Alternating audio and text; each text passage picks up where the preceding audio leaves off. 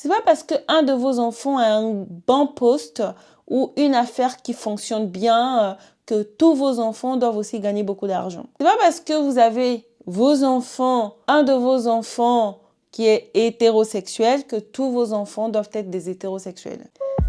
Hello toi, je suis Elena, bienvenue sur Sans Concept. Ici on parle un peu de tout, on ne rentre pas dans des cases. Allez, c'est parti. Cela fait tellement longtemps que je souhaite me poser là pour papoter avec toi, mais la procrastination ne m'a pas du tout lâchée. Je me suis battue comme une folle, me voici devant toi.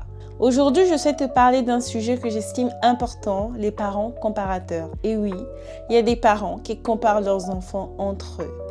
Ces parents pensent que comparer leurs enfants entre eux est un bon moyen de les motiver, alors que c'est tout le contraire. Un parent est censé être une personne de référence par excellence. On n'attend pas d'une personne de référence de la comparaison entre nous, entre les frères et sœurs. On attend d'une personne de référence de la motivation saine, de l'encouragement, un peu nous guider dans nos choix quand on est un peu perdu et tout, etc. Mais on n'attend pas d'une personne de référence qu'elle nous pointe du doigt, regarde ton frère, regarde ta sœur qui arrive, mais pourquoi pas toi, etc., etc.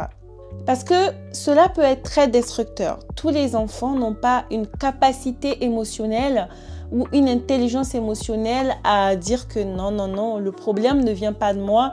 Le problème est plutôt de cette personne, de ce parent qui me compare avec mon frère ou avec ma sœur. Et il y a des enfants qui le prennent, qui acceptent cette situation-là, que voilà, ils sont nuls, que leurs frères et sœurs sont plus que eux, etc. Et ça peut engendrer que de mauvaises choses, de la jalousie, de la haine, de la frustration, de la concurrence malsaine. Et les enfants vont courir derrière le qui fera le plus pour faire plaisir aux parents. C'est pas parce qu'un de vos enfants excelle dans ses études que tous vos enfants sont destinés à faire de grandes études. C'est pas parce qu'un de vos enfants a un bon poste ou une affaire qui fonctionne bien que tous vos enfants doivent aussi gagner beaucoup d'argent. C'est pas parce que vous avez un de vos enfants qui est marié, tous vos enfants doivent être mariés. C'est pas parce que vous avez un enfant qui a des enfants que tous vos enfants doivent aussi avoir des enfants. C'est pas parce que vous avez vos enfants, un de vos enfants qui est hétérosexuel que tous vos enfants doivent être des hétérosexuels. Laissez vos enfants vivre leur vie parce que chacun d'eux a son identité.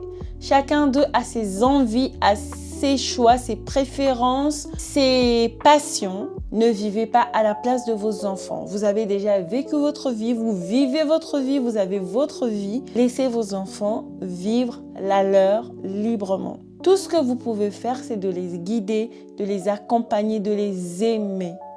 Oui, dans la bienveillance, de les encourager. C'est pas de décider à leur place, de comparer vos enfants parce que souvent dans ce type de mécanisme, c'est l'amour conditionnel. Les parents vont plutôt aimer l'enfant qui fait des choses qui a de la valeur à leurs yeux.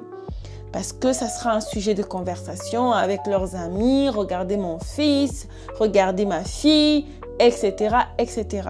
Et les autres enfants, quand ils voient ça, ils se disent aussi, pour que mon parent m'aime, pour que je sois aussi un sujet de conversation, il faudrait que je fasse plus que mon frère, que je fasse plus que ma sœur, que ci, que ça. Et c'est un héritage pourri que vous laissez à vos enfants. Ce type de fonctionnement, ça n'engendre que de la toxicité. Les enfants vont se détester, vont se jalouser. Le pire dans tout ça, c'est que les enfants ne vont pas vivre leur vie parce qu'ils vont vouloir vivre la vie selon leurs parents. On n'en a qu'une seule des vies. Si on ne vit pas notre vie selon nous, quand vivrons-nous notre vie? Si on doit faire des grandes études pour faire plaisir aux parents, si on doit choisir tel conjoint pour faire plaisir aux parents, si on doit faire tel travail pour faire plaisir aux parents, quand allons-nous faire des études pour nous, avoir un travail que nous aimons, choisir un conjoint que nous aimons, même si cela ne plaît pas à nos parents. Quand allons-nous le faire? Chers parents, s'il vous plaît, évitez de laisser un héritage pourri à vos enfants. Évitez de compliquer la vie à vos enfants. La vie déjà, elle est pas facile, elle est compliquée pour tout le monde. Essayez de simplifier la vie de vos enfants. Accompagnez-les dans leurs choix, laissez-les vivre en tant qu'enfants. Si vous êtes comparé par vos parents, ne rentrez pas dans ce jeu. Ne détestez pas vos frères et sœurs, ne les jalousez pas. Ayez le recul de la situation. Sachez que vous n'êtes pas dans le tort. Vous n'êtes pas obligé d'être médecin si vous ne voulez pas être médecin. Si vous voulez être plombier, soyez plombier. Il y a des métiers qui sont bien vus plus que d'autres dans la société. Mais soyez celui que vous voulez être. Peu importe. Même si vous ne serez pas un sujet de conversation de vos parents, c'est pas grave. Mais vivez au moins votre vie. Parce que la vie, on n'en a qu'une seule. Faites des choix qui vous rendront heureux et vous vous remercierez. Je vous fais des gros bisous. À très bientôt.